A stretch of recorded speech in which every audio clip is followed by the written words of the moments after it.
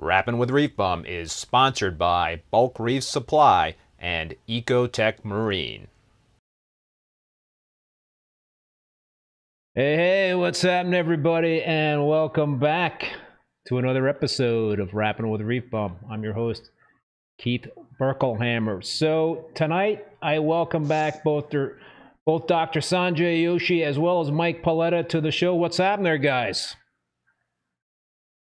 The festive season. Time to enjoy the holidays. What's going on there, Sanjay?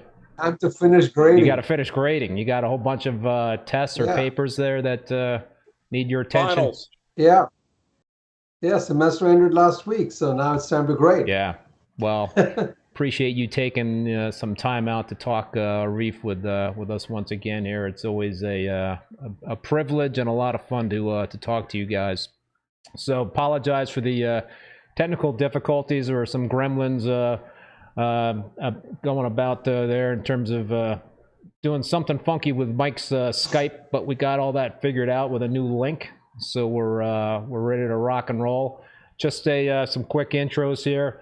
Both these guys are icons of the hobby, and as always, I'm thrilled to have them on the show together. Sanjay has written many articles about reef keeping. He's been a speaker at several National Marine Aquarium Society meetings and local clubs in real life. Sanjay, as we're talking about, is a professor of industrial and manufacturing engineering at Penn State University. Mike, too, has written a lot of articles for many publications. He's also published 2 books, The New Marine Aquarium and Ultimate Marine Aquariums. And Mike has also been a speaker at many reef keeping conferences in the U.S. and around the world. This last September, Mike was named the 2022 MASNA Award recipient. So before we start chatting with these gentlemen, I want to thank the sponsors for the show, both Bulk Reef Supply and Ecotech Marine. Appreciate their support. And I also appreciate all you folks out there tuning in and supporting the show as well.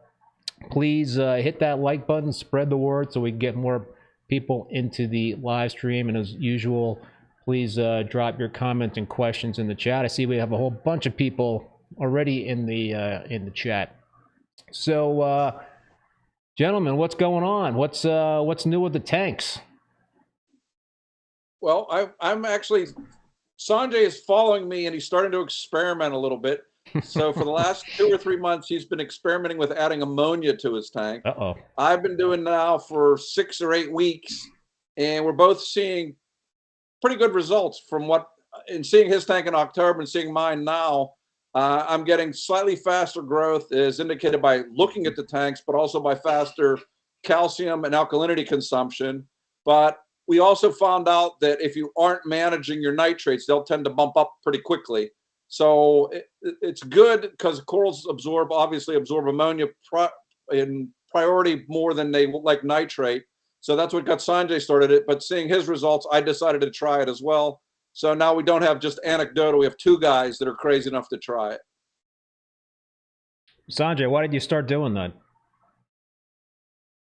Again, just from reading some of the papers in the literature, talking to some faculty here at Penn State. One of them is an expert on zooxanthellae, and we were having this conversation, and he said, "Oh yeah, we see it all the time in our experiments that the zooxanthellae will take ammonia first and then the nitrates." So I said, "Oh, what do you think if I start dosing ammonia instead of dosing nitrates?" And he kind of implied that it might be a good idea. I did a little more research on it, at least on the internet, to see what the hobbyists were doing, and I saw Randy Holmes Farley talking about it too, and he had a little recipe for dosing ammonia, and I said, I'm just going to try it. I mean, I was dosing nitrates anyway. So I just switched that out, and I tried ammonium chloride first, and then I said, why am I putting chloride in there when I could be putting hydroxide? So I put ammonia, so now I use ammonium hydroxide.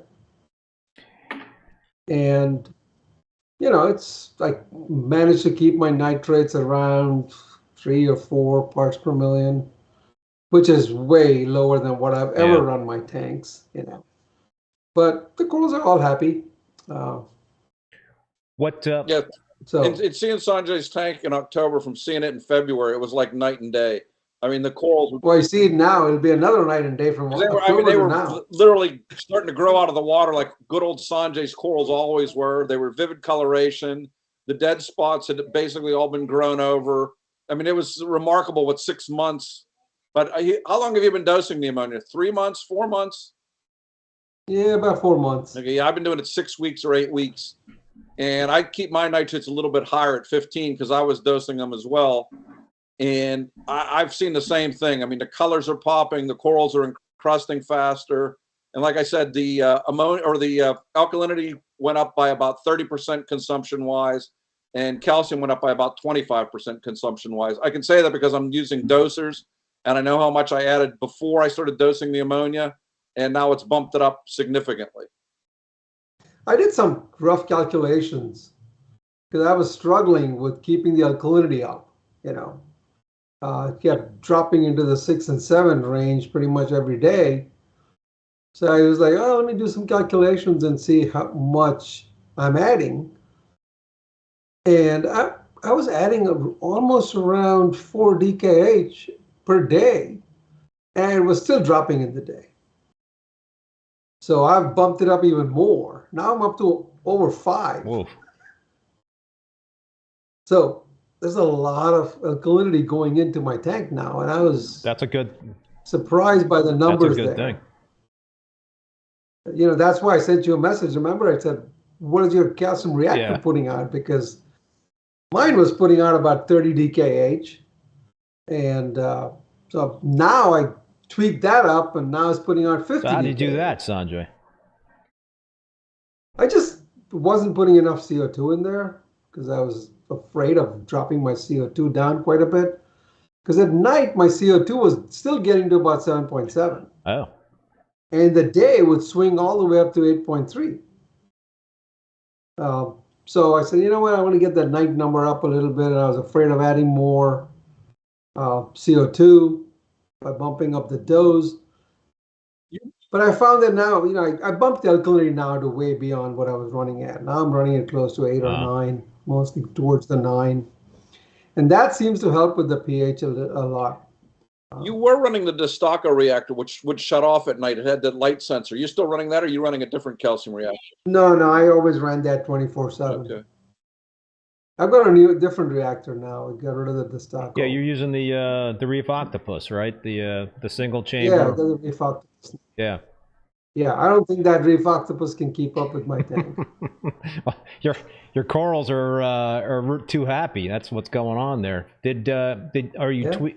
I'll take that that's right a good now problem because to I went have. 2 years of them Yeah. struggling. You know. Are you tweaking at all in terms of how you're adding Kalkwasser? I just got the barrel. Thanks to Facebook Marketplace, I found somebody locally. Yeah. He had some 55-gallon barrels for sale, and I picked one up. Yeah. So it still got the olive smell in it because olives came out. Oh, olives, yeah, I have a pickle barrel. I've been rinsing it daily and trying to dilute that smell out a little bit. But so yeah, what? Plus, I don't want to make a change before I leave. I'm going to be leaving in a week or so, so I don't want to make a change right now. So when I come back, I'm going to go to the calc dosing method using the barrel instead of using a calc reactor. Yeah, we were talking about that in terms of like using a reactor stir or whatever you want to refer to it as. But yeah, when I was talking to Chris Meckley about this, he surmised to me that he thought that if you're using a calc stir reactor or what have you, where you're having your auto top off run through it, the RODI, that it could potentially be diluting the Kalkwasser that's coming out of it in terms of that solution. Oh, sure. Yeah, I think it definitely is because these reactors are small. They're not that big, right? The stirrers are not that big. And for a tank like mine, if I'm going to run 4 or 5 gallons through it, then it dilutes it because I think the calc needs to sit there for it to dissolve slowly. It takes a while to dissolve it and so on. So I definitely think it dilutes it. As initially it's okay because I only stir it at night. Only dose at night. So that first dosing might be okay, but as more and more water runs through it, it dilutes it. Yeah. So you're basically talking about the method where you're using a container, a drum, bucket, what have you, and you're putting in the Kalkwasser, you're adding the RODI, and you're pretty much pulling that out with a doser and dosing it. Yeah, but at the rate at which I'm consuming stuff, there's no way this thing keeps up. The calc will not keep up. I did the math on it, and I was like, oh no, this won't keep up. Well, what are you evaporating a day? Because I evaporate about 5 gallons a day. Is that about what you're doing? That's what I used to do, but now I have too many tanks running right now. And the evaporation is happening in all the tanks, so my big tank evaporation is not as high as it used to be. It'll pick up in winter now here. As it gets drier, as the air gets drier. Yeah. But still, I don't think I'm reaching 5 gallons anymore. I used to at one point, but not anymore.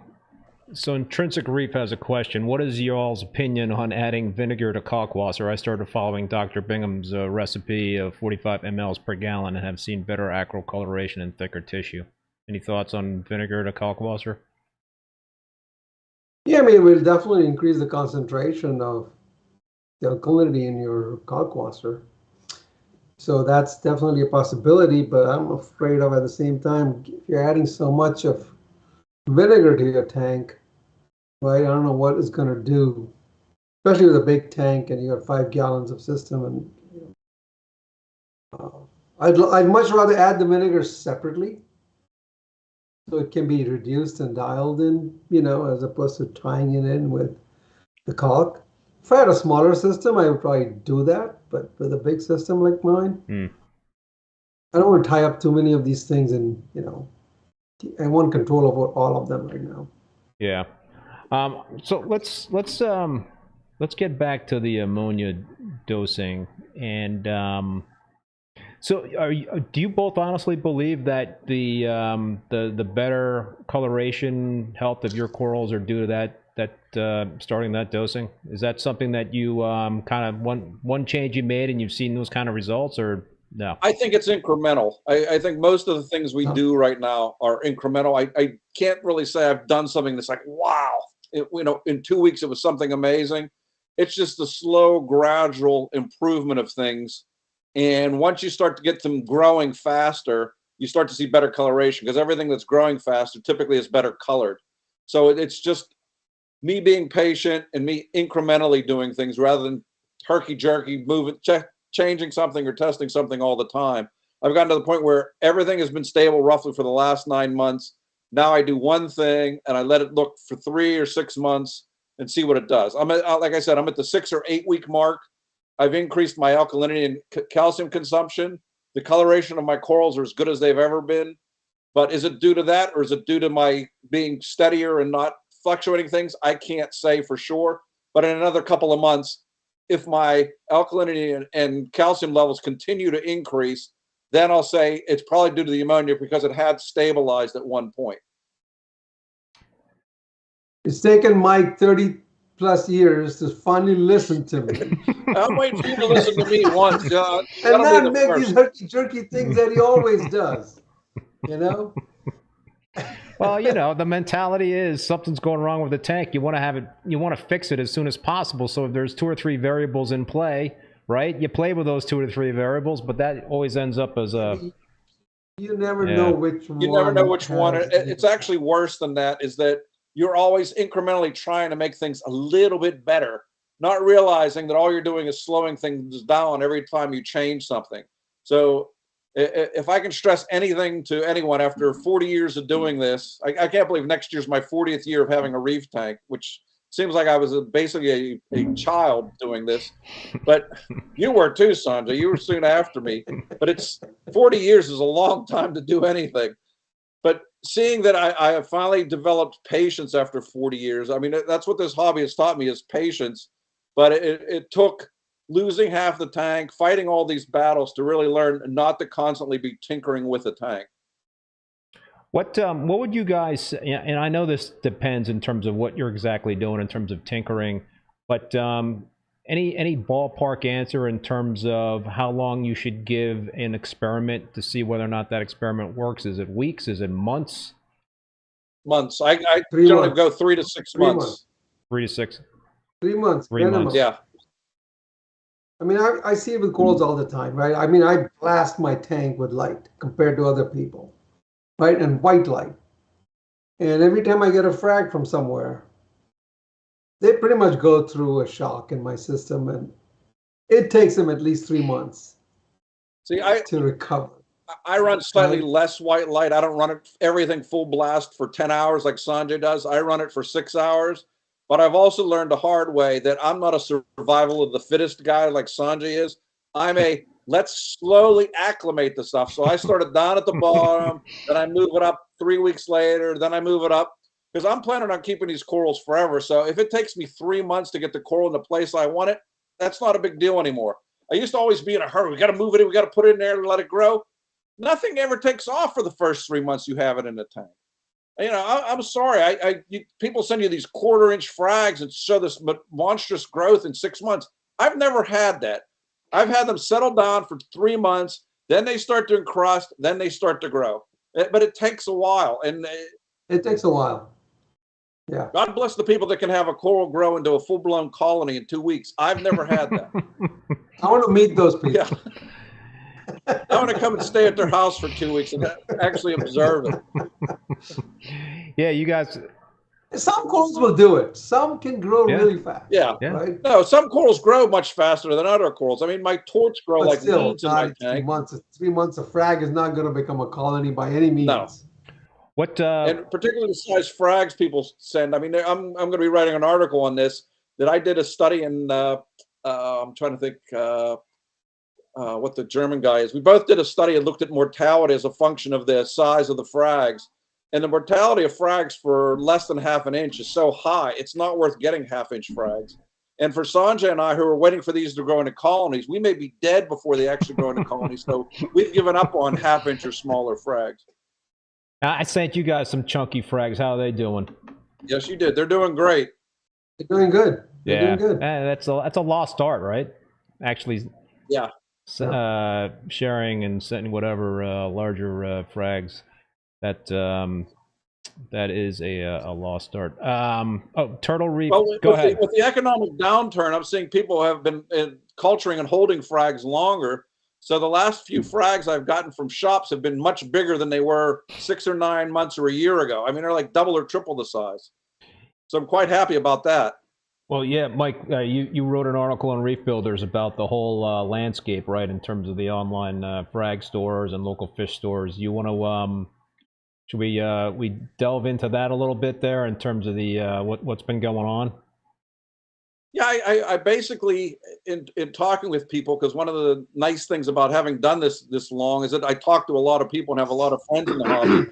And I went to a couple of shops around here, and they were all starting to complain about how much things had slowed down. And then I talked to a few frag vendors, and a couple said the same thing. But then I started talking to manufacturers and wholesalers. I mean, nobody wants their name to be out there saying that the business is down. And obviously, some people's business is up. It all depends on your locale. But for the most part, everyone's seeing the words that were used most frequently were steep decline, which is never good terms when you're talking about economic status. So I wrote that up to get people's opinions of that, and also what it means to the hobby and how we can get through this. Because unfortunately or fortunately, there really hasn't been a major economic downturn since 2008, 2009. So a lot of these people that have gotten into the hobby and a lot of people that are doing aquaculture or open to shop or whatever have never really been down through a bad period. Consequently, they don't know what's going to happen, because the thing now is this hobby is basically driven by people having free cash in their pockets. And because obviously it's a relatively expensive hobby, but it's also one where you can decide, okay, right now it's decide, do you want a tank of gas or do you want to buy a frag? Most people will opt for the tank of gas. Most people we know would go for the frag, but most people, normal people, would go for the tank of gas. So that's all having some impact on the hobby. So potentially what it may do is bring some prices down, because a lot of the prices actually start at the collector level.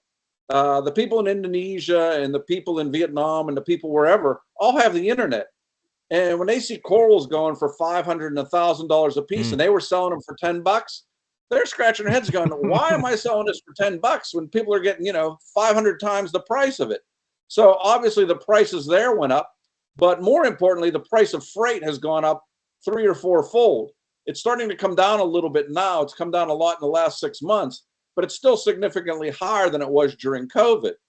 In addition, COVID drove a lot of business in that everybody was stuck at home. Pet shops were allowed to be open because they were still considered vital. And if you're home, people bought puppies, people bought cats, and people took care of their reef tanks. So there was a lot of free money going into the hobby. But now that's over. So now you see the pet shelters jammed with cats and dogs that people don't want. You don't see the fish store stocked with fish and corals that people don't want in their tanks. But like in Pittsburgh, I've seen more people getting out of the hobby in the last probably 6 or 9 months than I've ever seen. And in talking with my friends in England, they are saying that over 1 million hobbyists have left the hobby in England due to cost and due to electricity costs, where the electricity costs in England have increased 4-fold. Wow. Consequently, you can't afford to have a big tank unless you're very wealthy. And for normal people, it's just gotten out of control. So there's a lot of factors. When you lose 1,000 hobbyists, that drives demand down. Obviously, at some point, it's going to drive prices down. So it's going to be interesting to see. Conversely, Reef Builders just put out some surveys of what the hobby is worth and where the predictions are. And I mean, some of the things that I'm just pulling off the top of my head is they now see that there are 6.4 million saltwater hobbyists around the world, which is amazing because 10 years ago, there were barely 1 million. They also found that the hobby right now is worth $2.1 billion, which is significantly higher. But the most amazing thing is they felt that by the year 2100, there would be over 100 million people in the hobby worldwide. Wow. Which I found astounding. No way. I don't think that'll happen. All that I data won't be came here, from, so it won't really matter. All that data came from that paper that I posted on Facebook. Yeah. That's the source of all that data, and there are numbers in there that I absolutely don't agree with.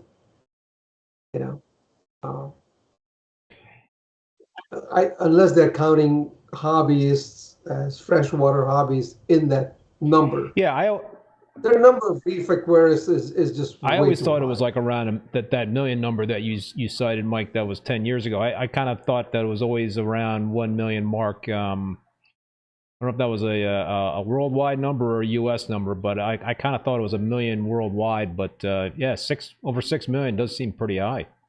Yeah, we went with 1 million worldwide 10 years ago, and now supposedly there are 1 million just in the U.S., which I don't know where those numbers come from. I don't know. I only have 500 followers on Instagram, so maybe there's only 1,000 people out there. You know, another thing that you know, Mike, that you mentioned the cost of freight, right? And you're talking about the cost of freight of shipping corals, you know, across the globe, from the collectors to the U.S., what have you, or to wherever. But the other thing that I think has really changed a lot is within the United States itself in terms of shipping, you know, next day air or via FedEx to, you know, from online stores to hobbyists. That things have changed since COVID started with that. You know, that the prices of shipping stuff like that has gone up a lot. Reliability has gone down significantly. So I think that's also another thing that doesn't get talked a lot about in this hobby is what's going on with the shipping industry within the United States. I actually wrote about that 8 years ago on Reef Builders. FedEx, I have literally talked to vice presidents at FedEx. FedEx loses 3 out of 5 boxes to me. I mean, I live in Pittsburgh. The FedEx office is literally 7 minutes from me. The FedEx hub is 9 minutes from me. They still lose every box, 3 out of 5 boxes. And I literally talked to the vice president, and he said, if you have an issue, call me. I called him. He said, we'll work on it. It has never gotten better in 10 years. It has stayed exactly the same. Yeah, I mean, what's interesting to me is that it's not even worthwhile to do a trade with anybody for corals, especially somebody who have to ship corals to, right? Just the trade itself, forget the cost. There's no coral being sold or bought. Just me sending the corals to you and you sending me corals. That's a $200+ transaction. You know, just in shipping. So, you know, you traded with people, but you still $100 out of your pocket. You know? Yeah, that's why you so gotta hope even that doesn't seem to make people sense. close by that you can trade with. I mean, Sanjay doesn't have many people up there. I have about 10 people in Pittsburgh, but what's crazy is Pittsburgh has one nice reef shop, but if you go to Buffalo or Cleveland, they each have at least half a dozen, which I don't understand. Yeah, I have nobody around me, so you know I always look for whoever's around me. So I started getting on these local Facebook groups that sell coral and sell equipment, and I posted on there. I'll be very happy to trade, not selling, happy to trade, hoping that people would jump on it. Nope, people do not want to trade. They all want to sell. Yep. There's a lot. Well, they don't want to trade with you, Sanjay, because you don't know the names of the corals. If you said, I have all the named corals you could ever want, and you can make up the names, as long as they're named, they don't care. I got them from Keith. He names them. I don't know what the names are. I don't remember the names, neither do I. I know, but it's still in the bag. I don't know what coral was in what bag. You got to take pictures, Sanjay, of the coral in the bag, or take out the coral, and it's a pain in the ass, isn't it? Yeah, it is. All I know is, I got that from Keith. I got that from Keith. I got that one from Keith. I got that from Mike. That's what I know. Right, and before the show, you were asking me this purple coral with the yellow tips. What was that one called? I was like, oh yeah, okay. That's how you figure it out. No, and what's funny, we've been trading corals with each other for over 30 years. They look different in each of our tanks. So even though it may be named, you know, the rainbow intergalactic whatever, in my tank, in Sanjay's tank, it changes to a different color. Then I bring it back and it changes again. You can't base it on that. Also, I see the same coral from 3 different vendors with 3 different names. So how can you keep any of this stuff? I certainly can't. I don't have time for that. I can't. I don't even bother. You guys don't have lineage of your corals and all that. You don't have paperwork and whatnot to prove the where it all came from. Yeah, I have appraisers come in and they estimate the values, and then they give me a certificate. Yeah, I mean, what's Mike? You also talked about local fish stores and how they're struggling, and you know, it would be great to kind of see them be able to make a rebound and all of this stuff, and really, you know, see hobbyists kind of value them like they were valued years and years ago. It's the online marketplace is what's killing them. But well, Amazon is killing them more than the online marketplace because they made most of their money on dry goods, and they can't compete with Amazon on dry goods. So they're getting killed there. And then livestock was their secondary thing, but everybody can frag and grow SPS corals. What's interesting to me is I literally do not see any soft corals anywhere. It is so hard to find nice soft corals now. Those are harder to propagate. They're easier to keep. If these guys were smart, they would be marketing soft coral tanks, but oh no, that's too easy. Those are too boring. I love my soft coral tank in the sunlight. I have a jam-packed full of fish, jam-packed full of corals. I mean, there's movement, there's color. I mean, I think a soft coral tank is still great. I mean, I obviously love my SPS tanks and my LPS tanks, but I love a soft coral tank.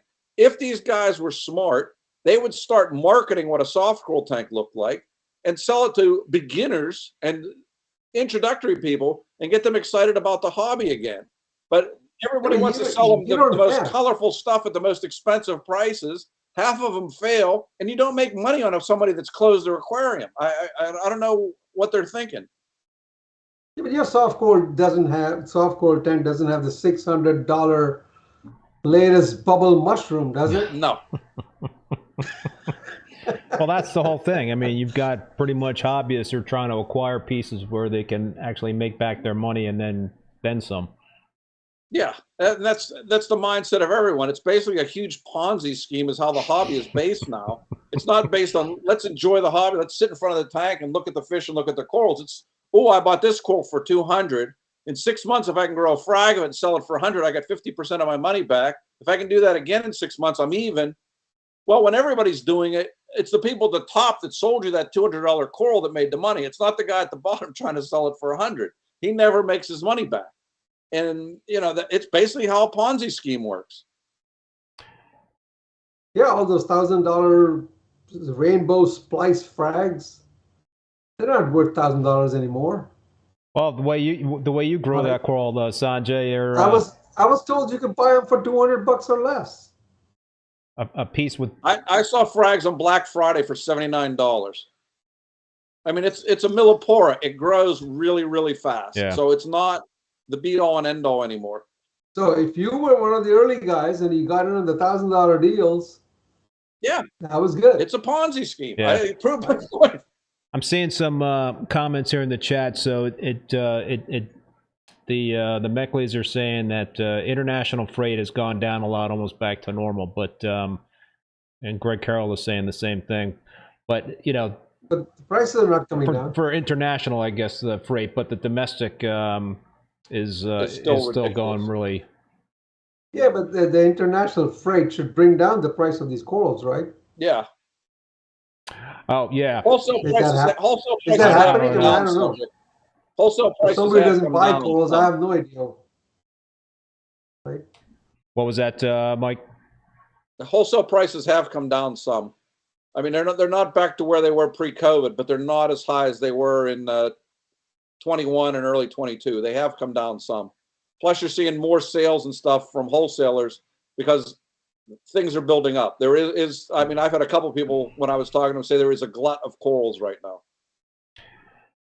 Right, and you know, it's interesting because you know, you've got the whole thing going on what we're talking about in terms of the high, sky high prices, and the online frag sellers are kind of struggling in terms of business down since COVID. But you know, like Sanjay was talking about, trading is just something that seems to be a lost art. And frag swaps have changed a lot too, right? You know, I mean, years ago when you went to a frag swap, you actually swapped frags. You didn't pay money a lot of times for frags. And now I think these days it's you know, you go to a frag swap and there's more vendors than the eye can see.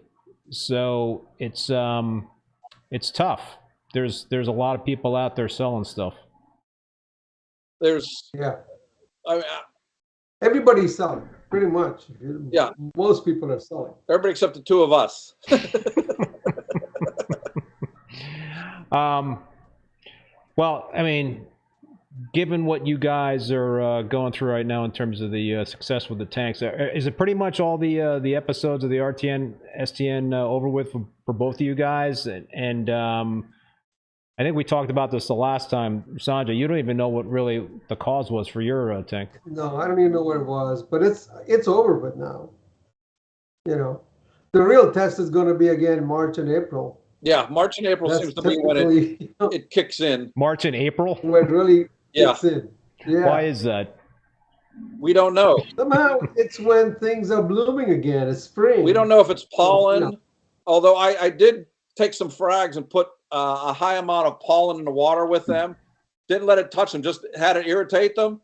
They both started shedding tissue. So there is something to it, but it might have been just the pollen I took from the oak tree.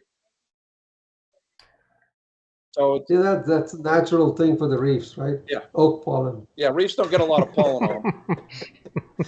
Yeah, so although Sanjay has been a pollinator of corals for years. Now he's pollinating fish too. He even tried some different fish he's tried spawning and raising. Oh, what? Well, I didn't spawn them. I just was raising. You were just raising them. Okay, I thought you spawned them. Yeah. No. Yeah, because I know like cyano, right? That's something that usually comes up in the spring and the fall time for some reason. And do you guys see that ever happening with your tanks? Kind of cyano popping up? I don't see it on a cycle. It comes and goes. You know. I see it when I get lazy and let detritus accumulate in some dead spot. Other than that, I really don't have much of an issue with it. It's when I get lazy. I got a tank full of detritus. 20 years worth of detritus. Yeah, but when you cleaned it all out, your corals went nuts. You know that. I remember when you cleaned I can't clean it out. I can't clean that out. You cleaned the sump now. You never cleaned a sump for 20 years. Sump is nothing. Sump's got nothing in it. You know, it's got a little bit of inch of detritus. An inch of detritus. That's nothing. Okay. And from a 500-gallon tank, the sump is the size of my kitchen table. That's a lot of detritus, Sanjay. It's not like you have a 20-gallon sump. Hey, my nitrates are, these days around 3 to 5. The phosphates are like below 1. I mean, what is that detritus really ammonia doing dosing? It's the ammonia dosing. Yeah. Your corals are eating everything in sight. You better not fall in the tank, Sanjay. What happened to Sanjay? The corals consumed them. You see Sanjay like this. They sting me now. The corals sting me now. Acropora sting my hand. Oh, really? Oh, yeah. Oh, yeah. See, I just get that from you. When I reach in to grab something and it's falling, and my arm touches some of the acros, I get little welts forming. After all these years, I think it's payback, Yep, they know you're going to frag them, Sanjay, so they're out to get you before you get them. You gotta keep those fragging tools out of the tank. They're Yeah, but you had Tony fragging your tank for 20 years. Now that Tony's not there, you're doing it yourself. That's why you're getting sick from it. What? Tony's allergic to stuff too. Oh, I know. Oh yeah. Oh yeah. I think this allergies build over time. Yeah, they will. You don't ever really develop desensitize the bee sting venom or nematocysts from corals. Because if I get touched from a euphyllia, my hands swell up now. Hmm. Yeah, my rose anemones will sting me. Well, that makes sense. Yeah. Yeah. No, the carpet anemones are the worst. You get stung by a carpet, you feel that for weeks. But I've never heard of anybody getting stung by an acro. Oh, yeah, acros will do it. Next time it happens to me, I'll take pictures and post it. Interesting. Well, okay. That's, something you got to look out for, I guess. So another thing I wanted to talk about, Mike, and there's another thing you wrote about in Reef Builders is stress in the hobby. And you guys right now seem to be kind of carefree, right? Because things are going well with the tanks, but that could kind of turn on a dime, right? It could turn overnight. I mean, we all joke about happy wife, happy life. It's happy reef, happy life too. If your tank's bad, you just have this feeling of helplessness and hopelessness. And I've talked to enough people about it, and enough people have called me and says, I'm having this problem. I can't sleep. You got to help me get the tank settled. Well, how's your married life? Well, I don't really care. I got to get the tank squared up. So it's true. I mean, and it doesn't matter if you have a nano tank. It doesn't matter if you have, Andrew's 17,000 gallon tank. If something's going wrong or there's a problem, I mean, when I'm having a problem, I end up waking up at 5 o'clock in the morning. I go check the tank with a red light. I see if I find anything weird going on. I mean, I have found predatory snails at 5 o'clock in the morning. I have found bristleworms the size of my thumb in the middle of the night. I have found so much crazy stuff going to see it.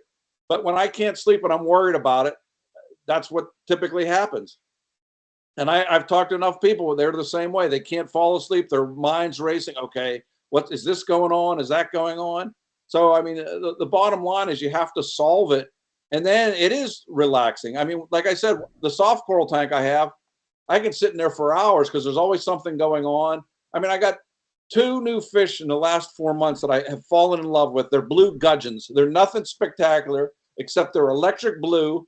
They're the size of a pencil and as long as a pencil. They hide. As soon as I throw out food, they shoot out like a lightning bolt and go back in. To me, that's like the coolest thing. They've been around for 30 years. I never had any in my tank until now. So just simple stuff like that. That's the great thing about this hobby, right? There's so much out there. You can have fun with every aspect of it, right? I'm sure there's lots of fish that I've never kept, right? You can get into those. You can start growing marine algae. You can start trying to spawn things. I mean, there's just so much that you can do. So at least I don't get bored. If I get bored with the tank, I start doing something else, you know, and there's still so much to do and have fun with. Yeah, there's so much to do, and there's always something. There's also always something. There is always something. Yeah. There Yeah. is always something. No, like how I spent my day today. I took apart the 40-gallon LPS tank because 3 months ago, the Aptasia-eating fowlfish started finding out that they liked euphyllias. So I took them out of the tank, but I still kept feeding the corals. As I kept feeding the corals, all of a sudden the Aptasia went insane. So I could either stop feeding the tank and try to starve the Aptasia, which is never going to work, or I took all the corals out, scrubbed them all off, took all the live rock out, soaked it in Kalkwasser water for 2 hours, washed it all off, scrubbed out the dead Aptasia that were there, put it all back together. Now everything's fine. Everything's open. The Aptasia are gone, and now there's a new pair of Aptasia-eating fowlfish in there to eat the small ones that I missed. But there's always something like that. And The Aptasia are not gone. oh, I know, but they're not like they were.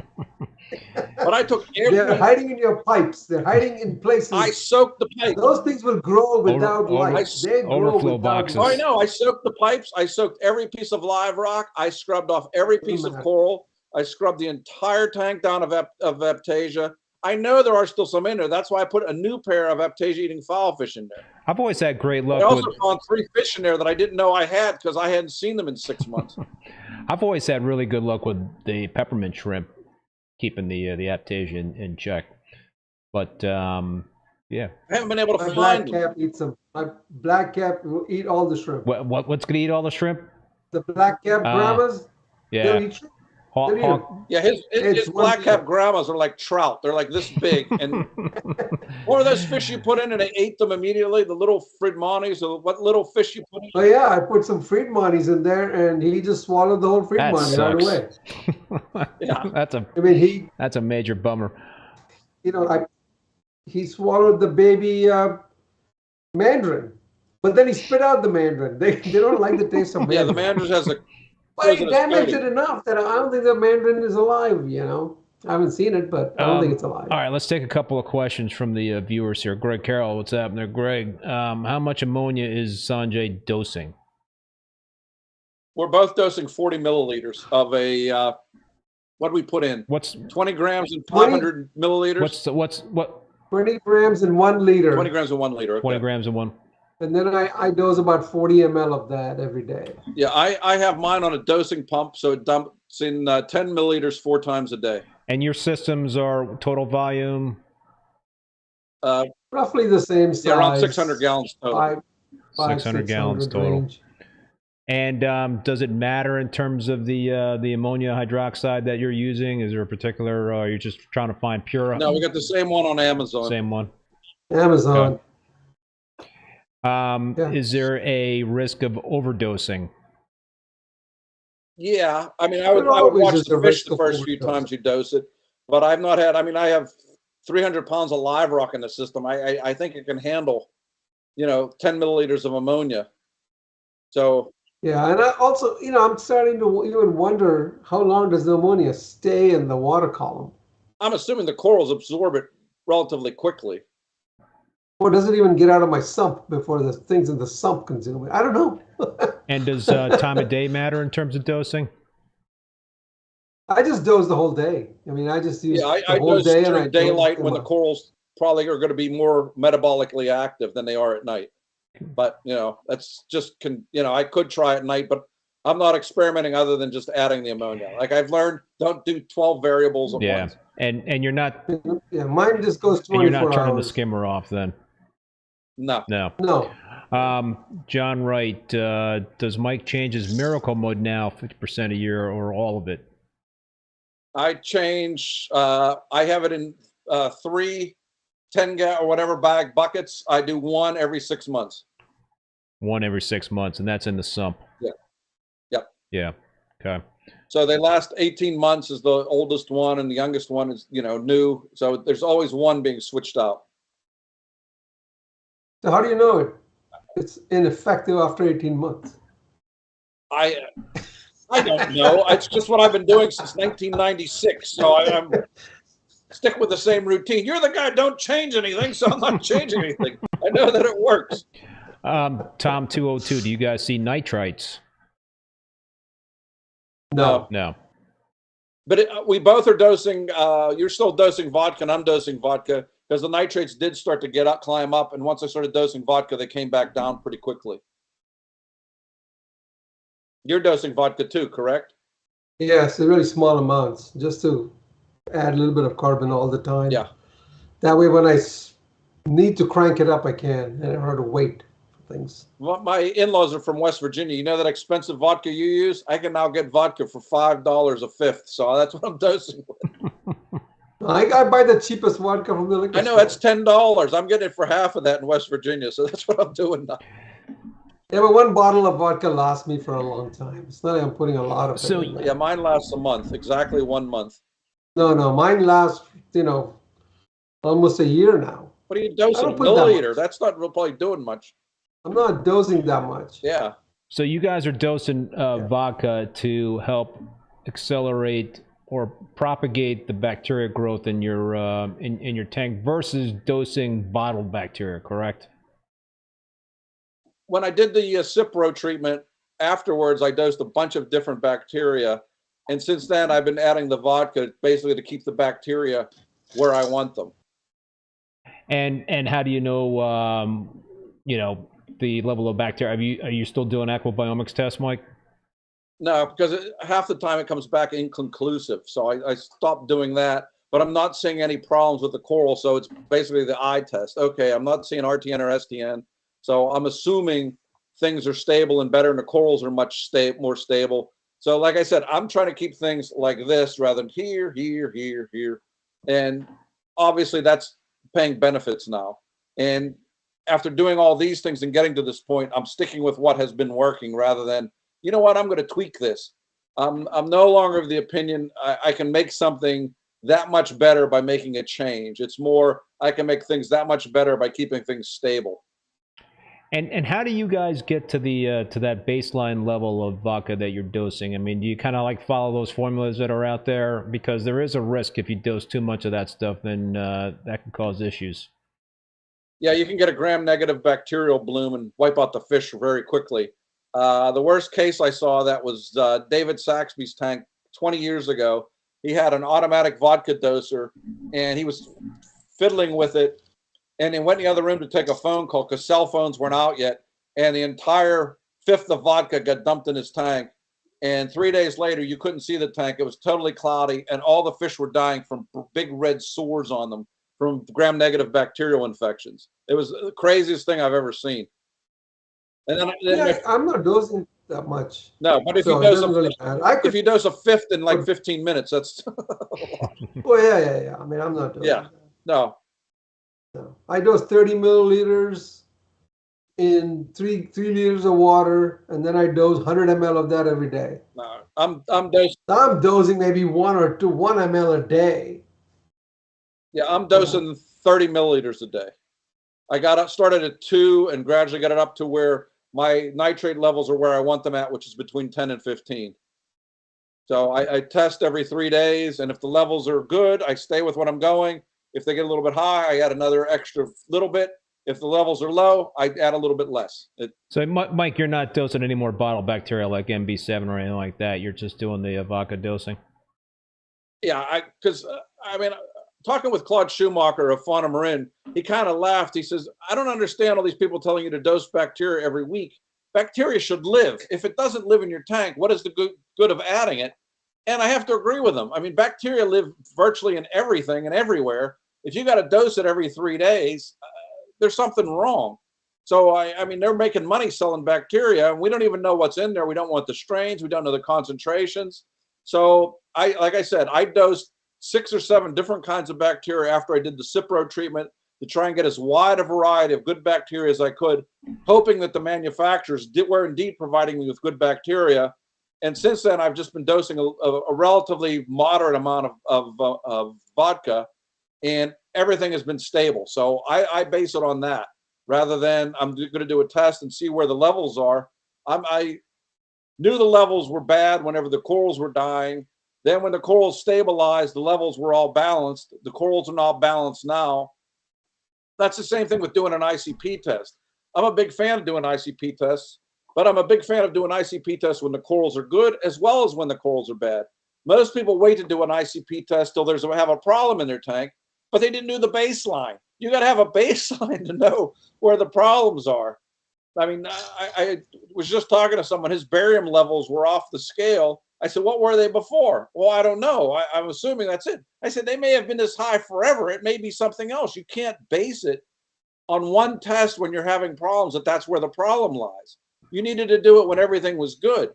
So I now send in an ICP test once a month, and it gives me a much better idea of A, what my baseline is, and B, if there is a problem, what I need to adjust. Because I'll be honest, I've never had a perfect ICP test where all the levels were exactly right. Something is always a little bit skewed. And again, talking with Claude, he said 95% of the people that send in ICP tests, none of them have perfect levels. There's always 1 or 2 variables that are off. He said then they tinker with it, and then something else is off because everything interacts with everything else. It's not like this is a straight system where you add 2 milliliters of this and it doesn't affect this, this, and this. Everything affects everything else in a reef tank.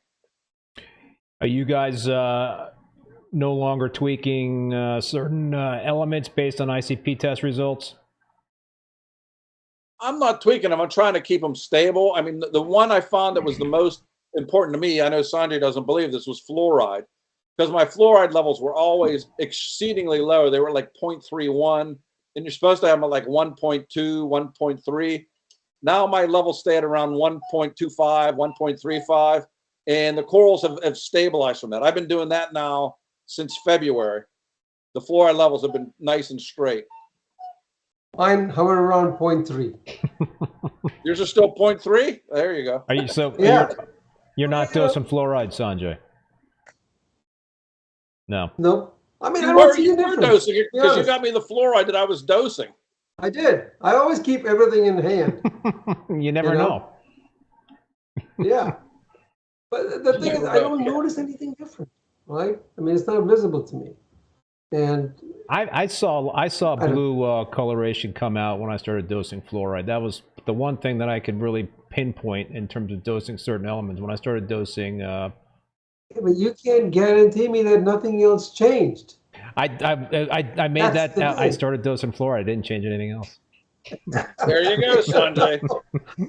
The only element In the meantime, other things could have changed. Of course. well, other things could have changed, but he didn't change them. We can't affect that. I mean, like we said, No, corals but get things bad in the change whether spring, you in the change them spring or when pollen not. comes out. We can't change that.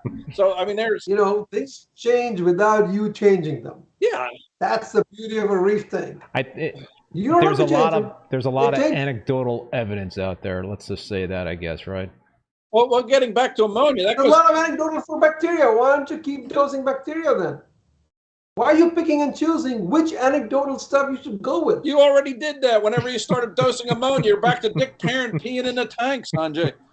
No, I mean, I looked at enough research papers. I know, but Dick Perrin was doing it 30 years ago, and we made fun of him, but he was right. There are some people who just have a natural instinct, right? I mean, you look at all these master gardeners and stuff that are out there. They can grow the shit out of plants, but they don't know anything about the physiology of plants. Yeah. But they have developed, a good sense. Well, it's called a green thumb. Over time, You're going to tell me some guy who 6 months ago didn't have a reef tank and now has a reef tank and he's beating his chest about adding this and his tank looks a whole lot better. You think I'm going to believe that? No. But I believe people that have been doing this 10, 20, 30 years. I mean, those are the people I talk to. How many of them are there? And I know all of them personally. Yeah, we both do. I mean, we grew up with them. We were kids when we started this, Sanjay. Now we're like their old crazy old uncle. Let's ask crazy old Uncle Sanjay what he thinks of this. Greg Carroll, my last ICP was all green except iodine. It seems like iodine and iron always come out like 0 or very low, depending, I guess, on what you're dosing. But yeah. Well, they're oxidized and consumed very quickly. So unless you do it soon after you've dosed it, it's not going to measure. And in most tests, it should be undetectable. So it's kind of a. I mean, my iodine is off the charts. Your iodine's off the charts. Yeah. Any idea why? Yeah, from dosing some of these things that I was adding for my algae to grow. The algae scrubber wasn't doing well. There you go. So they said, "Oh, you got to add this." I said, "Sure, I'll add it. Let's see what happens." And sure enough, the molybdenum, the iodine, and nickel all high are off the charts, right? So is that good or bad? It's not killing my corals. I don't know. I don't know what's good or bad. Well, it depends if you believe that there is a therapeutic window. That is, there is a level below which it's bad or a level above which is bad, but there's this sweet spot that you want to be in.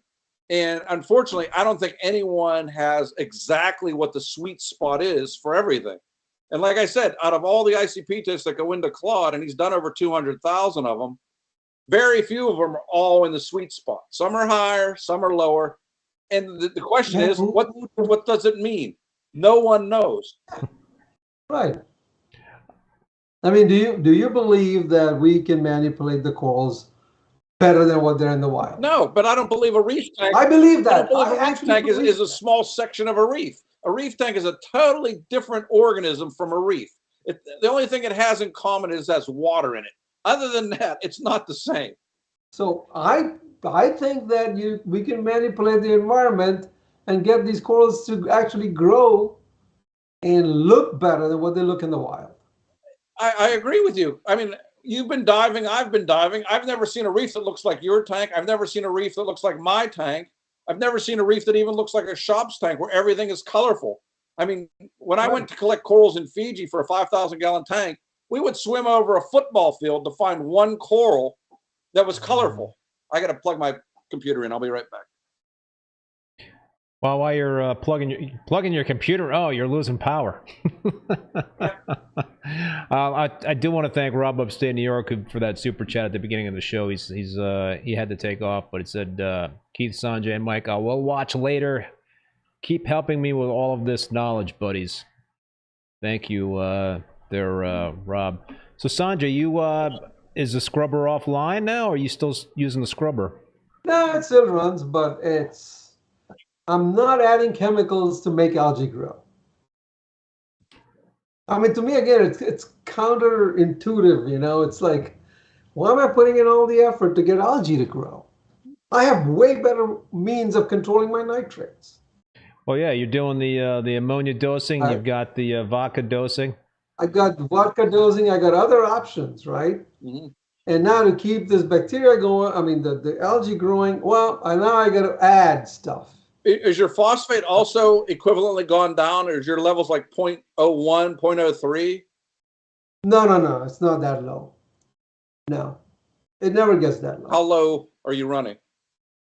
If it gets to 0.1 these days, I'll change the GFO. And it'll hover anywhere from 0.6 to 0.1. Yeah, I run about 0.1, but I run 10 or 15 nitrates. And it seems like the No, ratio and is I more don't- important than the actual numbers. Who knows? I'm just going by what I have seen I from know, other I people's know. tanks. That's what we go with, right? We go, all right, this seems to be working for me. I'm going to keep doing it Yeah. until I think it's not working anymore. So Sanjay, you mentioned And that's what I tell people. I tell people that. I go, if it's working for you, don't change it because Sanjay is doing it or Mike's doing good it. advice. Yeah, that's one of the problems in the hobby is that it's the idea of the month club.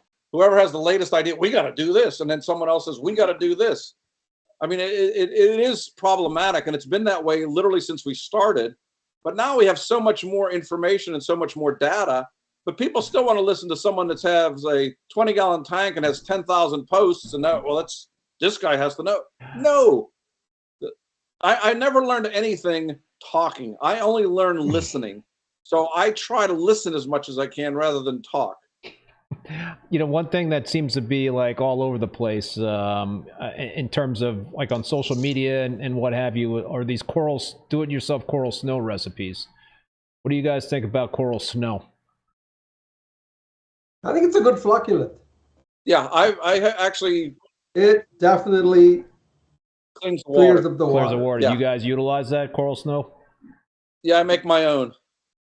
I mean, not on any regular basis, but yeah, I mean, again, it's on my shelf. Yeah, I do it twice a week. I blow over the corals with a power head, then I dose that, and then I let it go for 2 or 3 hours until the mechanical filters are plugged up. Then I take them offline, clean them, put new mechanical filters on, because it's amazing to me how much detritus accumulates in a day or two in a tank around the corals. I mean, where there's empty spots, Sanjay does not have empty spots, so he doesn't know this. But when you have empty spots that are void of corals, detritus loves to settle there. And in my tank, which is still, a quarter frags, where the frags are on the base, detritus tends to settle. So by doing this, I've gotten less detritus and I've gotten the water cleaner. So there's less detritus floating around in the water column. I mean, like sometimes in the tank, you'll see a little haze. And if that haze lasts more than 2-3 days, I'll go, maybe I'll just throw this powdered calcium carbonate in there. It does help clear it Yeah, up. and you always get paranoid when the whole tank is clouding and oh my God, it's never going to clear.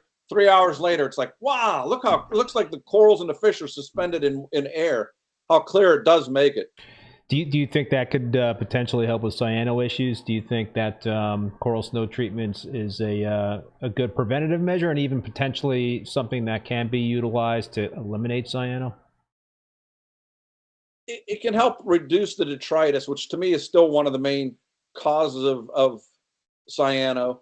But whether if you don't have a lot of detritus and you get cyano, will it work? I don't know. That one I have no idea on. Are you guys utilizing bacteria in your coral snow recipes, or are you just doing like calcium carbonate? Just calcium carbonate. So, I'm sure there's bacteria growing in there if it's sitting on my shelf for so long. I'd be surprised that there is no bacteria in there. and I'm assuming you guys also run activated carbon? I run it for 2 weeks a month. I put it in, I mix it up with my GFO. So every time I change the GFO, the carbon That's gets interesting, changed. Sanjay, that you're running GFO because you've got, I guess, the vodka dosing, the ammonia hydroxide. Are you concerned with the GFO that you're pulling out more than just phosphates, right? I mean, it binds phosphates, but it also binds other trace elements. Yeah, It binds fluoride, it'll bind silicates. It'll bind arsenic, it'll bind some other things. But it's not, again, is it binding stuff and everything is showing up as 0 in my ICPs? I don't, no. Obviously, it's not stripping stuff out that needs to be there. I'm assuming, Sanjay, at the rate your corals are growing, they're stripping stuff out far faster than the GFO is. But the phosphate levels still creep up. Yeah, but I saw how much you fed, and other people are saying, when you throw in like this much food, you're going to get phosphates because it's all protein. Yeah, but I'm getting but they also give me nitrates. Nitrates I can manage much more, easily than I can manage the phosphates. The phosphates just keep creeping up slowly. I had a question earlier from somebody in the chat, and I can't remember who it was, and I'd have to go searching for that person. But I think it was last week I had Dong Zhou on, who is he's a PhD, he's a scientist. He's out of the Boston area. He has a frag operation out of his basement. Incredible coral. I highly recommend if you're in the Boston area to go check out Dong's operation, because the guy has got the he's got the knack for growing acropora.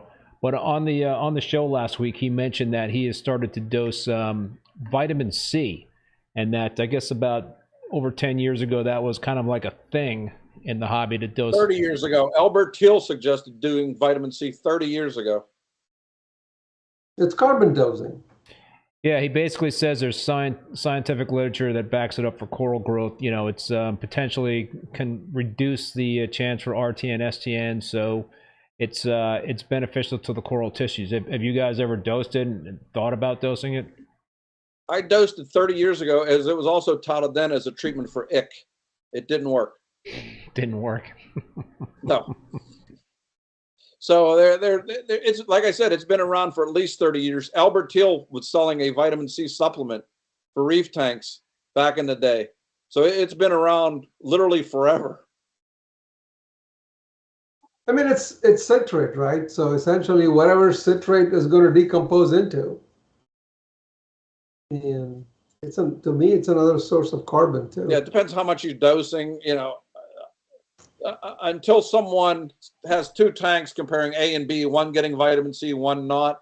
I mean, that's the one area where the hobby is still lacking, in that it would be great if we saw a lot more test comparisons. Okay, here's LEDX versus LEDY. Okay, what do the corals do? Here's flow X versus flow Y.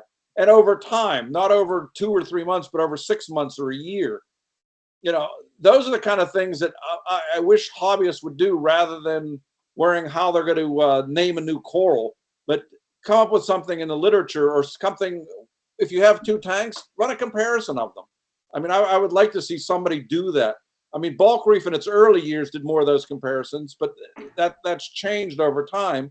But there's still room for that in the hobby, because a lot of it, as we've just talked about, is still anecdotal. It'll stay anecdotal for a long time. It's just no easy way to do controlled experiments. And then the other side of the whole thing is that the people who do the controlled experiments, the scientists, there isn't a good bridge to take that knowledge and apply it to a reef tank either. Yeah. So you can take some stuff from these research articles and then we extrapolate it and say, all right, maybe I'll try it on my reef and see what happens, right? At least there's some research foundation for it, right? Rather than just arbitrarily doing something. So, although there's some value to people arbitrarily doing things too, because it's like 1,000 monkeys typing on a typewriter. At some point they might create some good words. Sanjay's referring to all us reefers as monkeys. That's not nice, Sanjay. You're not going to get a lot of good publicity for that. No, the closest thing we have to getting scientific data is the work that Jamie Craigs is doing, where he basically lays out everything he's doing to get the corals to spawn, which is pretty much the ultimate in terms of making sure you have the healthiest corals going. And all his stuff is published and you can read it. It's not anecdotal. It's done by a no, that's PhD. Not anecdotal. So I mean, I read pretty much everything he writes, because I have seen what he's doing, and what he's doing is working. So that's the closest we have. It's a repeatable thing. Yeah. And that's what we need. Something that can be repeated over and over again, right? So one of my things that I've been thinking about is, before somebody sets up a reef tank, just take your tank and learn how to manipulate nitrates and phosphates. Just get to the point where you can manipulate them like a yo-yo, take them up, take them down, take them up, take them down. If you can master that, then put corals in it. Because this is what you're going to be fighting the whole, duration of your reef keeping hobby. Yeah. Right. And I think we have enough understanding on how to do it now. Right. And just find a way that works for you, that you have enough confidence that you can now manipulate these levels as you want them. Right? Pick any method that you're comfortable with. You want to use algae scrubber? Go ahead, use an algae scrubber. Learn how much you can manipulate with the algae scrubber and so on, right? So when you put the tanks in, put corals, you're in charge. You can control that now. It took me a long time to realize that. That's all we're doing is fighting this nitrates and phosphate levels. Well, see, that's what's curious though, Sanjay. We took the test of your tank when there wasn't a speck of algae and your corals were growing out of the water, and your nitrates were over 90 and your phosphates were 0.3 and your corals were still phenomenal. So there's even more to it than just managing nitrates and phosphates. No, I know, but if you took 10 tanks with those high levels, 9 of them would fail. Yeah. All right. There may be one outlier in there for whatever reason. Right. And maybe it was at that point my corals were slowing down in growth. And I didn't care if they're slowing down because they're already too big. Right. So I think if we can manipulate some of these key parameters, we know how to manipulate alkalinity, we know how to put 2-part dosing, we know how to do all that stuff, right? But get to that same level with these other major parameters. And nitrates and phosphate are the biggest drivers. Well, nitrates and phosphate. Right. Every research paper I see talks about the implications of coral growth and nitrates. A lot of papers do that. Right. So nitrates do impact coral growth. There's enough evidence to show that. But what I find fascinating is when they talk about we tested this at high levels of nitrate. Well, their high levels of nitrate are way lower than my low levels. Right? And they're calling that high levels and they're showing that there's a reduction in growth. Of calcification slows down. Right? So I'm thinking about how do we reconcile this, right? That we're running in our tanks at 10, 15 nitrates and so on, and we're still getting what we consider decent growth. But these guys are reporting that at levels that are considerably lower than what we keep our tanks at, that it's already inhibiting growth. Or I wouldn't say growth, but calcium depositions within the coral.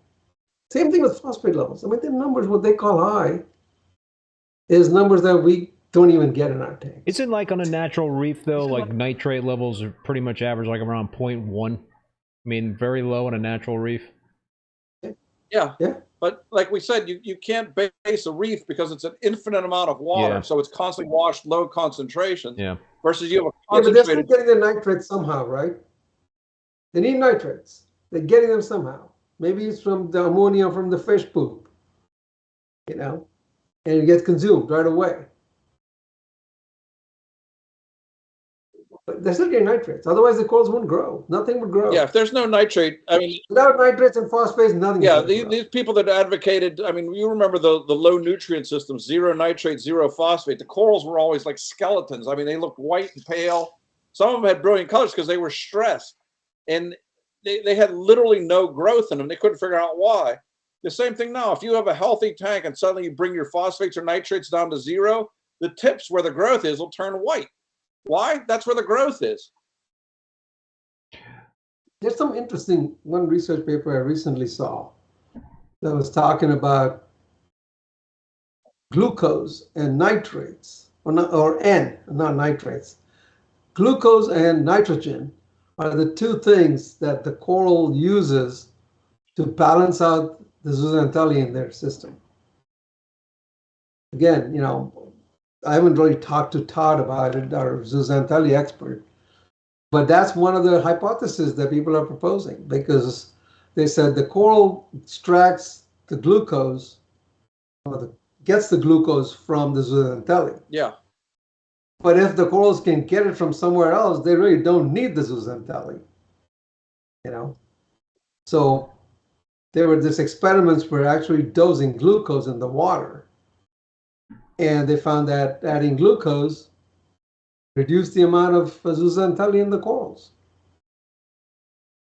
You know? So somebody wants to try this, make your corals look lighter, put some glucose and see what happens. There are literally an infinite amount of experiments we could be doing. See, Sanjay, when you retire, you move down here. We'll just run experiments all day. There you go. Ryan Washington. The problem with the experiments is they take too damn long to run. Yeah, I know. Ryan Washington, thank you so much for the super chat. What about dosing nitrates and phosphates? Is that something that you guys are currently doing to your systems, or is that just kind of counterproductive based on where your parameters are typically at? Well, I mean, I'm dosing ammonia, so that's the issue is not nitrates. The issue is nitrogen. Right? That's what they need. And Whether phosphorus. they get the They need nitrogen phosphorus from as well nitrates, for ATP for energy. there's enough, again, scientific evidence to show that it takes more energy to break up a nitrate bond to extract the N than it takes to get it from ammonia. Right? So if you have your two choices, you would go the easier route. Right? So nitrous is just a source of N. Yeah, whether it's nitrite, nitrate, or ammonium, you have to supply some. So, and the same thing with phosphate. You have to have some phosphorus in the tank. And that's what's always been curious. I mean, in the early years, the tests were so bad, we always wanted to be at zero because the tests were so bad. Now the tests are so good, but now you still have organic, inorganic. I mean, people tell, I've been told for years, I have zero phosphate. I said, take a little bit of your detritus off the bottom, shake it in your water, pour that off and test it for phosphate the next morning. Geez, all of a sudden I have a ton of phosphate. Yeah, no kidding. I mean, Wow, it's 10 of detritus, but no phosphate. Yeah. Come on. Sanjay in his 1 inch has enough phosphate to supply all his corals forever. Bottle that, Sanjay. Yeah. I'm seeing a lot of questions about vodka dosing still. What about if you have low nitrates and phosphates? Is that something that you should avoid? Is vodka dosing? Is that kind of dangerous? I would. It'll take the nitrates down even lower, so why do it? Yeah, and you asked about dosing nitrate and phosphate. I have in the past when the tank was not balanced. It's typically an indication my tank is imbalanced when my nitrates and phosphates suddenly plunge to nothing. So in those instances, I have had to dose nitrate and phosphate, neophos, and I mix up my own nitrate. But now that I'm dosing ammonia, the nitrate has stayed relatively stable with the vodka dosing, and the phosphate has stayed 0.06 to 0.1, occasionally up to 0.11, 0.13.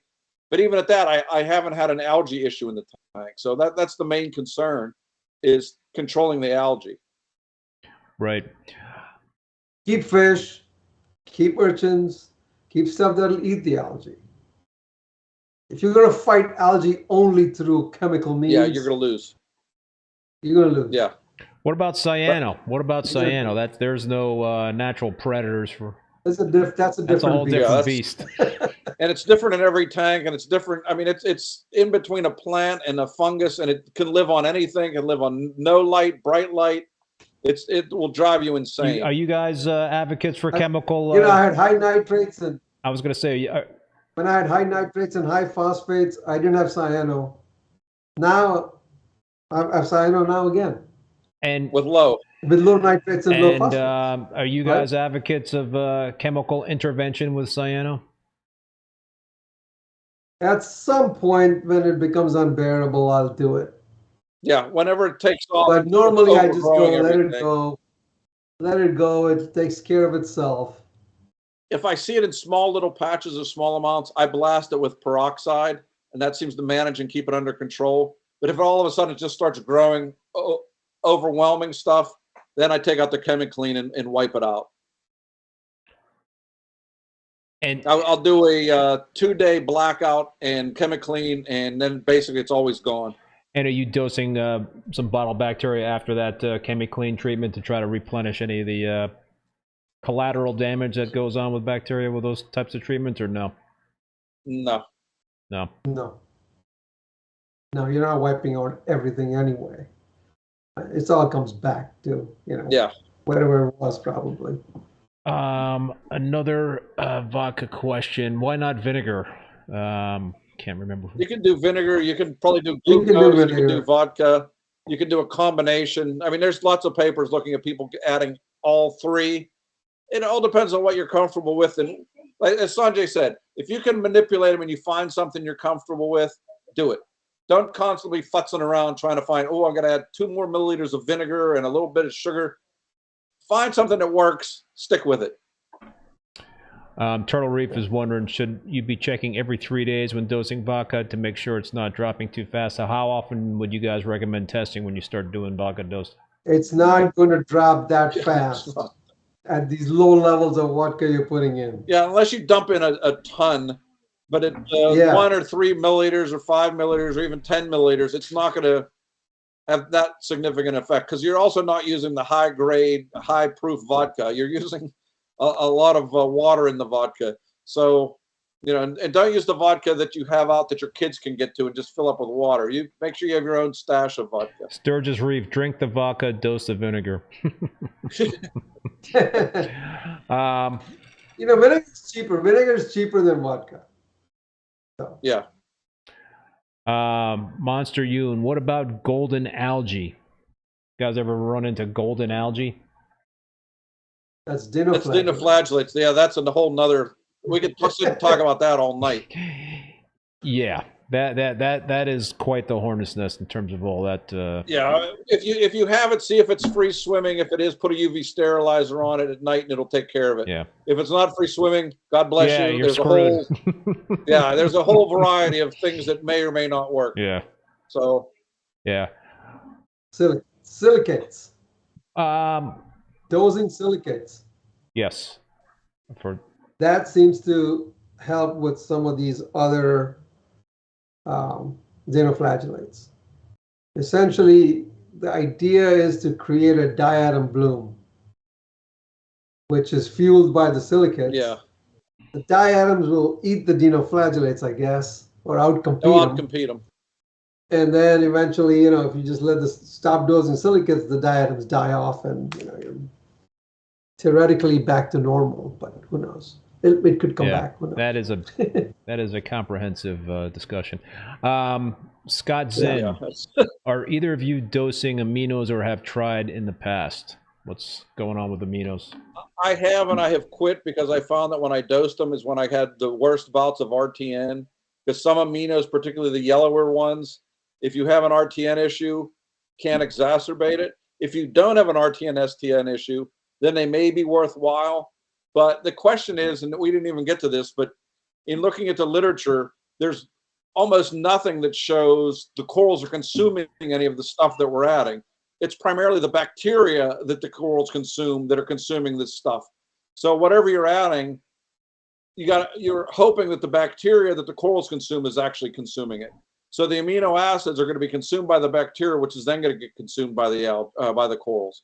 So, how valuable is it?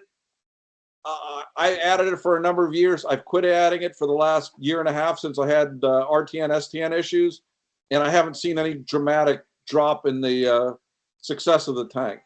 But some people dose it religiously and claim it does things. Like we said, every single tank is different. Sanjay and I have a lot of the same corals. They look completely different in each other's tanks.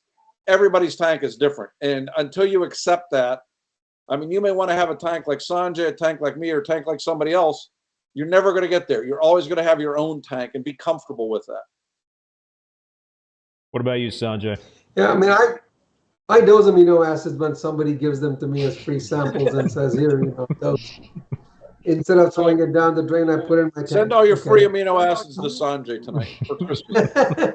But they'll freeze on your porch while you're gone. So you don't send them now. Send them after the first of the year. So, yeah, I mean, yeah. And again, did I notice any difference? No. Did I notice any difference when I stopped? No.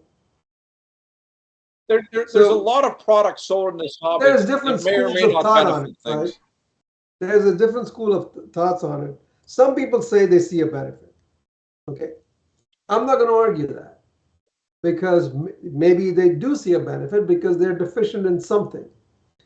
Most likely it's N, because that's what these amino acids are going to become at the end, a source of nitrogen. A source of nitrogen or a source of fatty acids, because that's a whole nother topic, is are our corals devoid of or shortchanged on fatty acids? Because one of the things I've done, I started feeding the food that Sanjay mixes up with a salad shooter, which is basically a mix of a lot of different seafoods and other things. And in looking at what's the content is, has a fairly high fatty acid content. And that may have been one of the things that the corals were lacking, were fatty acids. There is some literature that shows corals require fatty acids in order to be getting to spawning stage. So by adding the fatty acids, we may be getting the corals to spawn. My guess is Sanjay's probably had corals spawning in his tank for the last 10 years, but he's never collected the spawn. I never even knew it happened. You're sleeping. I've seen eggs. I've seen eggs in the corals when I frag them. I'll see the eggs.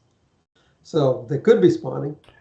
Is salmon in that seafood mix, Mike? No. Throw everything. I don't use salmon because it's oily. I throw everything. I use all whitefish: shrimp, squid, clams, mussels, oysters, mahi. shrimp, and the cheapest whitefish you can buy at Sam's Club. Right, Sanjay? Yeah, I go to Walmart and pick it up. I mean, I don't even go to Sam's Club because the bags are too big. Yeah. Walmart bags are a little smaller. Even with those small bags, for $30, I make up food that lasts me for 6 months. You know? Yeah.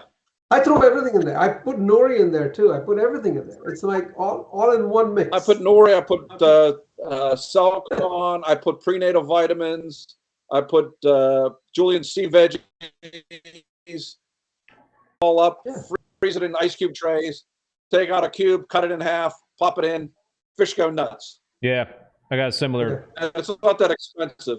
I don't even soak it or I just drop the cube. You just drop the cube in. As it melts, they just they drop fight the over cube the in. cube. That's what I do. They fight over the cube. One of my recipes I use. They play soccer with it. They push it around all over the tank. Reef roids too. You can throw a little reef roids in there. Oh yeah. No, I put reef roids in there too. Yeah, Phil's I put product, dry food. I put everything. I put flake food in there. I just mix everything up. No, it's great. A little variety. It's a good thing. Yeah. What about live feeds? Sanjay, when you were over here, you saw me growing live Fido, and you're like, "Yeah, what are you doing that for?" Yeah. I did it for 9 months, Keith. I grew 2 strains, then I grew rotifers. I added all 3 for 9 months. You know what I saw? Nothing. Nothing. I saw no difference. So all I did. You want to add Fido? Just get that bottle of Fido from Reed. The concentrate. Put that in. The concentrate. Yeah. I mean, save yourself the headache. Well, that gets expensive. I've got to the You're point not adding where a ton of it. You're adding a headache. teaspoon of it. You don't have to add a ton of it. Not even a teaspoon. Not even a teaspoon. You know. Are you doing that right now, Sanjay? Fido concentrate? No. No. Well, if I have stuff left over from my breeding stuff, you know, there's a bottle of concentrate left, I'll pour that in. You know, I use it to grow rotifers, and then I throw my excess rotifers in the reef too.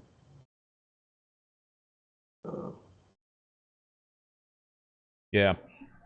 Benefits, you know, I throw all that benefit stuff in there. I throw reefroids. I throw it all in my frozen mix.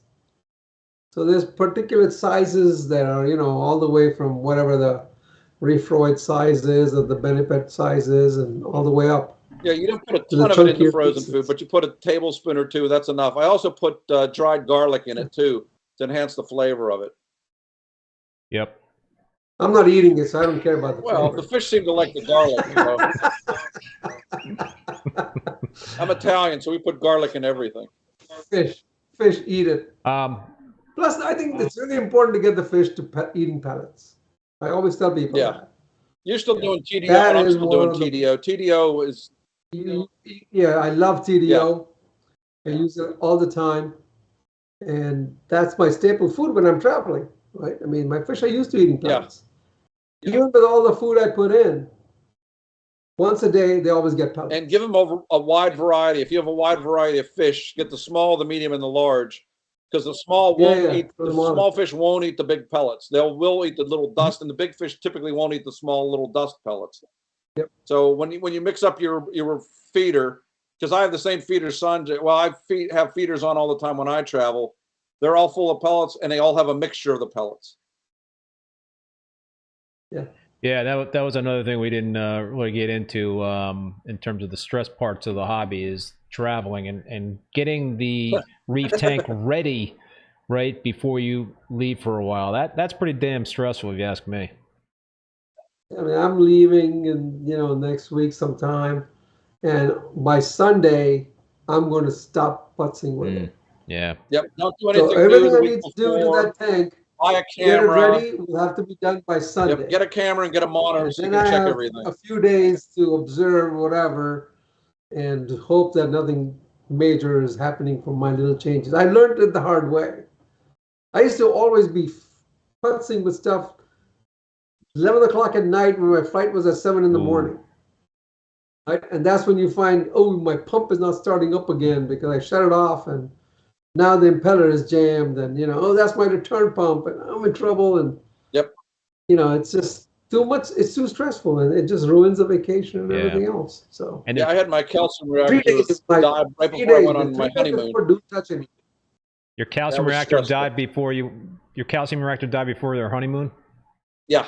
2 weeks in Hawaii. Every night I had mixed up actually a little batch of buffer, and every day my mother-in-law with this little bit of buffer, and every 2 days my friend Kevin would come and test to make sure the alkalinity hadn't skyrocketed or gone too low. So I had just the right amount. You need a controller. You need a controller just for that reason. I have a controller now. Now it's on a controller and a doser. Now I'm all set. Back then it was a calcium reactor. It was too stressful. But you know what? There's always something that could happen that is completely unexpected. I mean, completely. Oh, yeah. And you can be screwed big time if you're not there when it happens. But, over the years you've tweaked the system, right? My one rule is if something goes wrong, I'm not putting it back the same way. I'm making it better and simpler. Right? I want to make it better or simpler or do something that's not exactly the same thing.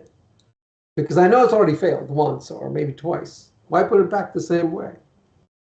Figure out so like my calcium reactor, I use my 2-part dosing as a backup to it. Calcium reactor can die now. Yeah, me too. And I can remotely adjust my dosing, right? And the first time I did that, I miscalculated how much alkalinity I was putting in, right? That I didn't have enough 2-part to last my whole trip. Right? Now, about 6-gallon containers, and I make 2-part in 6 gallons. It's going to last me for a month, and I make sure it's all filled up before I go. Now I got a 1-month supply. And I can crank it up as much as I want, and I know I won't exhaust it. Right? So you learn from all the mistakes that happened, right? Yep. And the next time around, you kind of plan for it, right? Yeah. Well, the other thing is, I end up doing. Before you go on vacation, line up people for emergency calls and have a camera on your tank that can zoom around and look at your everything. I mean, I have 2 cameras and I have 3 people that I can call and they'll be here within 15 minutes. So if anything goes wrong, because the last time I was away, when I was in Italy, the overflow on my sunlight tank stopped working. So my poor friend Kevin had to come here and suck on the overflow and get it restarted. And I'm trying to explain to him from Italy what he had to do to get it going. So God bless you. Got to have somebody to look out for you when you're not home. Because bad things will always happen as soon as you leave. You need one person who definitely can fix things in your tank. Yeah. Yeah. I have 3 just in case. I don't trust anything. I have house sitters, and their level of expertise with reef keeping equipment and whatnot is pretty low. So it's good to have FaceTime. Let's put it that way. Yeah. Oh yeah. Yeah. Oh yeah. So guys, I think we're pretty near the end here, but just wanted to get your final thoughts before we wrap it up. Any words of wisdom? We've talked a lot about a lot of different stuff tonight. Any parting words? people. Yeah, enjoy the hobby. Have fun meeting Enjoy it, people and yeah. enjoying their company, that they share the same passion that you do. I mean, him and I have had more fun than probably with anyone else, because we've been doing this together for almost 35 years. But sit back and enjoy your tank. Don't look at it as a piggy bank. Look at it as something to look at and enjoy, and bring down your stress level rather than constantly worrying about it and raising your stress level. And have your spouse get you something nice for Christmas for your tank. Gift cards always work well. Hey, I told my kids and family, you are not buying me any fish ever. No. Okay? Never. No. Because I know they'll buy a stupid fish that I would never want, and then it creates all sorts of problems. They'll buy you Sweet Lips. They have good intentions. They have good intentions. They'll buy you little Sweet Lips because it's so cute, Sanjay. Yeah, so exactly. For both of you guys, if you had a wish list in terms of a coral or a fish, what would be at the top of your list? I don't think that I have one single thing. You know, I'm getting a new peppermint hogfish next year in honor of my dad. There's the only fish he noticed in 40 years. Yeah, sorry about your dad's passing. Their condolences there, Mike. Thanks. Yeah, that's a gorgeous fish. So I'm getting that is the one fish I am getting next year. I'm really enjoying these new aquaculture fish from Biota and other places. They're awesome. They come in little small, tiny little fish. And if you do things right, then probably at my age, they might outlast me. You know, I already have fish in my tank that are 20 years old. That's great. You know. Have you? So now when I get these juvenile fish, I know they'll live more than 20 because I know exactly how old they are. And they're awesome fish. They are bold. They're not afraid. Right? They eat prepared foods very easily. And I enjoy going through all the color changes from juvenile all the way to adult. Yeah, next time I've got a bunch of little fish now that I'm really enjoying now. Yeah, next time we meet, Keith, we can even talk about us both having orange spotted filefish in our tank.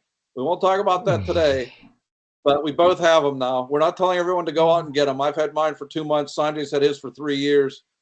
That's a whole nother topic. Okay. Yeah, you know, Sanjay, my one of the most gorgeous fish I ever had was a Biota Misbar Regal Angelfish, and I picked them up from another hobbyist. Thing was just really incredible misbar pattern. I mean, just spectacular. But it went to town like pretty much in every frag in the display tank I had him in, and I was like, it was killing me. I was thinking of actually starting another tank to put this fish in. It was so gorgeous, but not a good idea to put a fish like that in a tank with frags only. No.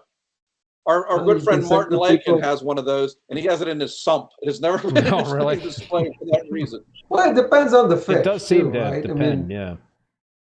Yeah, no, I have a Red Sea Regal that's 25 years old. Doesn't really bother anything. Only thing is, if I put another Regal in, which I've tried to do 3 times, it kills it within 5 minutes, even if it's sat in a box for a month. So it's a lone wolf Regal Angel. Yeah. One of my dreams, I always loved the jockulators, and I would wish that they would come back at a reasonable price. You know, I mean, sure, there are things that I would want, but I'm not willing to pay an arm and a leg to get them either. Yeah, we both had jockulators at the same time from the same collector. They were spectacular, and then we both lost them at the same time, which was less than spectacular. Yeah. Yeah, those are one of my favorite fish. The Karamabi is another one of my favorite fish. I would set up a tank separate for it if I could ever get a pair of Debilius Angels. Sanjay doesn't think they're spectacular. I always think they're a really cool-looking fish. Well, that's the... No, they are cool-looking fish. It's the price that's spectacular. Oh, yeah. Yeah. Out of my range. Yeah. Yeah, mine too. Yeah. Well, that's the great thing about the hobby, though, is that different preferences, and there's always something out there that somebody's really. I love my damsels. Yeah. I love my little damsels. Yeah. You have Roland's and Talbots, which are both really I cool. got Roland's, I got Talbots, I got the Coupangs. You don't have any Vanderbilts. Not Vanderbilts, but I have another one. I can't remember the name right now, but I have another pair of another one too. They don't get more than an inch, you know. They're Yeah. small, they're tiny, and they squabble among themselves and leave everybody else alone.